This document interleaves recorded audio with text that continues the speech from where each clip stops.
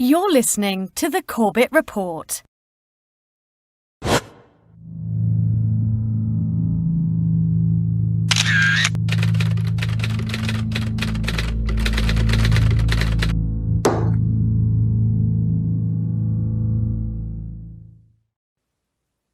The Dust Lady photo has become one of the iconic images of 9/11. The image of a woman, shocked and disoriented, completely covered in dust from the demolition of the Twin Towers, brings the nearly incomprehensible events of that day down to a human scale. But of course the Dust Lady was not the only one to feel the effects of the blanket of dust that descended on Manhattan after the towers fell. In the hours, days, and weeks that followed, thousands upon thousands of victims, first responders, emergency personnel, cleanup crews, and residents were subjected to the poisonous stew of asbestos, benzene, mercury, lead, cadmium, and other particulates, from which many are now dying.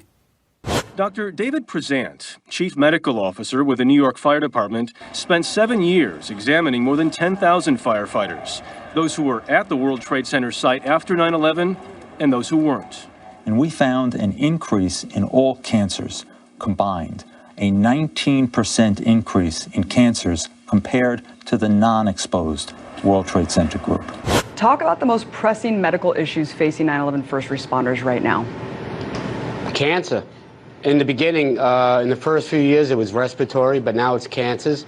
And this is just the first wave of cancers, the blood cancers, the leukemias, the organ cancers. But in 5 or 10 more years, you're going to see the asbestos cancers. There'll be another wave of cancers. And like I tell everybody, this is a generation-long issue and a generation-long illness. Every morning I wake up, I got to take 33 pills within the course of the day. At 47 years old, I have lungs of an 80-year-old man that would have been a smoker. People say you have to forget about 9/11. And I say, how could I forget about 9/11 when every morning I got to take this medication and walk around with an oxygen tank? If the brave men and women who had rushed to the World Trade Center in the chaotic days after 9/11 to help with the search and rescue had done so knowing the risks they were facing, that would be one thing. But of course they did not. They had been given false assurances by Christine Todd Whitman, the EPA administrator who assured the public just days into the cleanup that the air was safe to breathe. You know asbestos was in there, is in those buildings, lead is in those buildings. There are the VOCs. However, the concentrations are such that they don't pose a health hazard. As the weeks and months dragged on, Whitman, the EPA, and its officials made statement after statement after statement reaffirming that contaminant levels were low or non-existent, and that the air quality in Manhattan posed no public health concern. We now know that these reassurances were outright lies. On September 18th, the very same day that Whitman and the EPA were encouraging New Yorkers to return to work, the agency detected sulfur dioxide levels in the air so high that, according to one industrial hygienist, they exceeded the EPA's standard for a classification of hazardous. By that time, first responders were already reporting a range of health problems, including coughing, wheezing, eye irritation, and headaches. The evidence continued to pour in that there were serious health concerns for those in and around Manhattan, but the information was suppressed almost as quickly as it was discovered. When a local lab tested dust samples from near the World Trade Center site and found dangerous concentrations of fiberglass and asbestos, the New York State Department of Health warned local labs that they would lose their licenses if they process any more independent sampling. When U.S. Geological Survey scientists began performing tests on their own dust samples, they were shocked at the alphabet soup of heavy metals they found in it. They forwarded this information to the EPA, but the agency continued to assure the public that there was no evidence of long-term health risks. The drama continued to unfold as information poured in about benzene, lead, and other environmental toxins. Yet on September 18th, the EPA specifically advised the public against wearing respirators outside the World Trade Center restricted area. Then, just 2 weeks later, the agency distributed respirators to their own staffers at the EPA's Region 2 building on Broadway Street. As scientists, industrial hygienists, and even other government officials began to accuse the EPA of covering up the true extent of the problem in New York, the agency continued with its dogged assertion that the air was safe to breathe. It wasn't until 2003 that the EPA's own Inspector General revealed that the White House had been editing the agency's press releases all along, finding that the White House Council on Environmental Quality influenced, through the collaboration process, the information that EPA communicated to the public through its early press releases when it convinced EPA to add reassuring statements and delete cautionary ones. When new documents were released to the public in 2011, on the eve of the 10th anniversary of 9/11, it was discovered that this editing was even worse than originally feared. There were clear warnings, specifically on Water Street, which for those people in this area know is not far from Wall Street, that showed that the levels of contaminants in the air were too high for people to go back. That was removed, which was bad enough, and then replaced with a recommendation that people go back to work. They were urged to go back, even though the early samples were showing that there were high levels of contaminants. And you point out also that in many cases they were telling people it was safe before they had even finished conducting initial tests.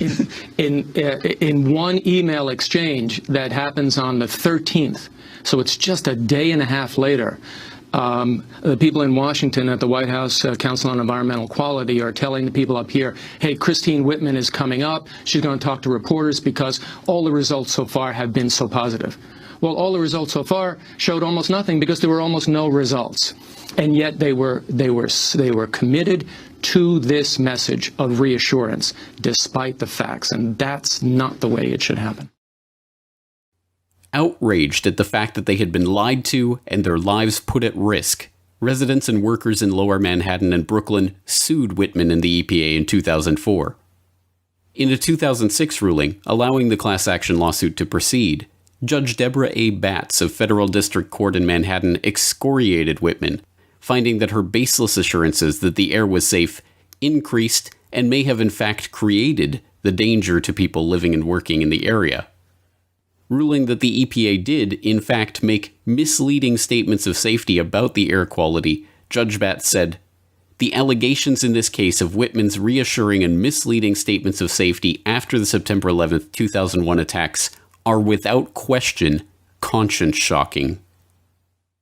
Batts's decision was overturned by a panel of judges in 2008, who ruled that misleading the public and contributing to the health problems and deaths of untold Ground Zero workers was not conscience-shocking enough to override her immunity from prosecution as a federal agent. If Whitman has a conscience at all, it is evidently not shocked by any of these accusations. She has not only never conceded guilt or even expressed sorrow for the ongoing sickness and deaths that her actions helped bring about, she has repeatedly defended the actions of herself and the EPA in general. Statements that EPA officials made after 9/11 were based on the judgment of experienced environmental and health professionals at EPA, OSHA, and the CDC, who had analyzed the test data that 13 different organizations and agencies were collecting in Lower Manhattan. I do not recall any EPA scientist or experts responsible for reviewing this data ever advising me that the test data from Lower Manhattan showed that the air or water proposed long-term health risks for the general public. Whitman's lies are not just those of another self-serving politician looking to save their job or stay out of jail. They are the lies of someone who has contributed to the deteriorating health and even the death of thousands of innocent men and women. For the victims of Christine Todd Whitman, the EPA, the White House Council on Environmental Quality, and all of the other agencies and officers who lied to the public about the health risks in New York, 9/11 is not a single day of horror that occurred a decade and a half ago. It is a slowly unfolding nightmare, one that every day brings them one step closer to their grave. The Dust Lady is one of the icons of the tragedy of that day. Should it be any surprise, then, that she too was ravaged by 9/11-related diseases and ultimately died of cancer last year? She was not the first person to die from the aftermath of 9/11. And, thanks to Christine Todd Whitman and the liars at the EPA who have consigned untold thousands to a similar fate, she will not be the last. My name's David Miller. On September 11th, 2001, along with hundreds of my fellow troops, I went to Ground Zero. No one asked us, no orders were given. We went because our city, our country, our neighbors were under attack. And we knew what to do, or at least we thought we did.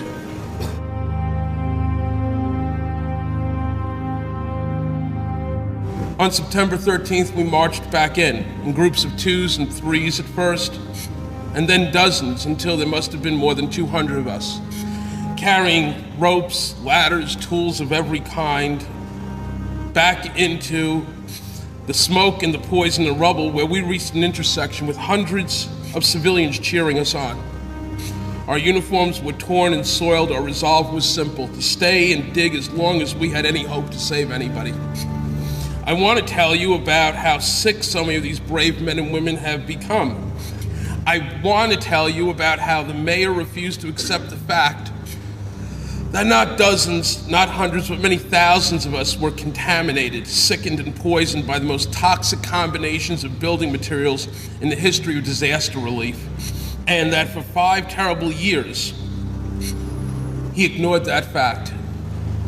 5 years of our family members watching us drop dead. And every time Popular Mechanics calls the people of this movement nuts, these propagandists, professional liars and tools who cannot even by any stretch of the imagination be considered journalists, strike another nail into the coffin of another rescue worker.